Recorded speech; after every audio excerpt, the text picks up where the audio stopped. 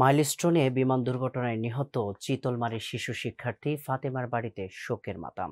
দাফন সম্পন্ন।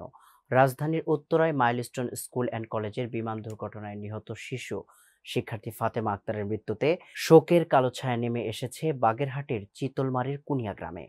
সোমবার বিকেলে দুর্ঘটনার খবর গ্রামে পৌঁছলে এলাকায় নেমে আসে গভীর বিষাদ। স্বজনদের আহাজারিতে ভারী হয়ে ওঠে আকাশ বাতাস। নিহত ফাতেমা আক্তার উপজেলার কলাতলা ইউনিয়নের কুনিয়া গ্রামের প্রবাসী বনি আমিন ও রূপা দম্পতির একমাত্র কন্যা।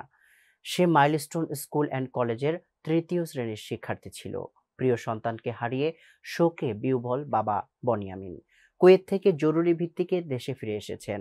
ফাতেমার ছোট দাদি জানান, দুর্ঘটনার পর স্কুল থেকে খুঁজে পাওয়া যাচ্ছিল না। পরে হাসপাতালে গিয়ে পাওয়া যায় ফাতেমার নিথর দেহ।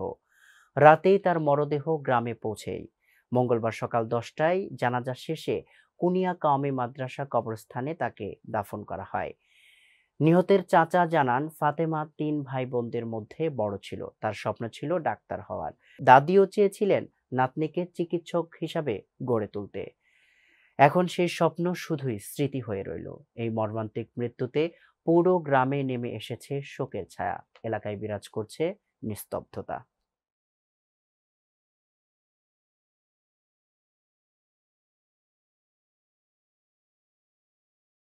দিনাজপুরের জেলা আইনজীবী সমিতি প্রাঙ্গণে বাংলাদেশ মানবাধিকার বাস্তবায়ন সংস্থা দিনাজপুর জেলা শাখার উদ্যোগে রাজধানীর উত্তরায় মাইলস্টোন স্কুল অ্যান্ড কলেজের বিমান বিধ্বস্তের ঘটনায় নিহতদের আত্মার মাগফিরাত ও আহতদের সুস্থতা কামনায় দোয়া ও শোক এবং আলোচনা সভা অনুষ্ঠিত হয়েছে। দুপুরে দিনাজপুর জেলা আইনজীবী সমিতির প্রাঙ্গণে অনুষ্ঠিত ওই দোয়া ও শোক সভায় বাংলাদেশ মানবাধিকার বাস্তবায়ন সংস্থা দিনাজপুর জেলা শাখার সভাপতি ও সাধারণ সম্পাদক সহ সাধারণ সম্পাদক সদস্যরা অংশ নেন। অনুষ্ঠানের সভাপতি অ্যাডভোকেট আবু রুশদ হাবিবের সভাপতিত্বে দপ্তর সম্পাদক অ্যাডভোকেট মিজানুর রহমান শাহ এর সঞ্চালনায় বক্তব্য রাখেন সংগঠনের সাধারণ সম্পাদক অ্যাডভোকেট AKM রেজাউল কবির চৌধুরী প্রমুখ।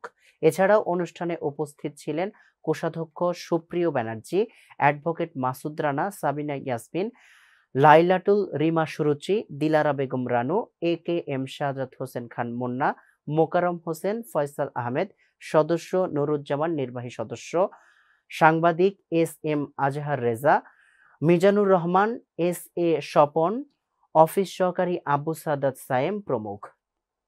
এদিন রাষ্ট্রীয় শোক দিবস হিসাবে নিহতদের স্মরণ ও আহতদের সুস্থ কামনায় বিশেষ দোয়া ও মোনাজাত করেন অ্যাডভোকেট ফেরদৌস সরদার। শোকসভায় বক্তব্যে বলেন, এ ধরনের দুর্ঘটনা গোটা জাতিকে শোকস্তব্ধ করে দেয়। ভবিষ্যতে যেন এ ধরনের মর্মান্তিক ঘটনা এড়ানো যায় সে বিষয়ে কার্যকর পদক্ষেপ নেওয়ার আহ্বান জানান তারা।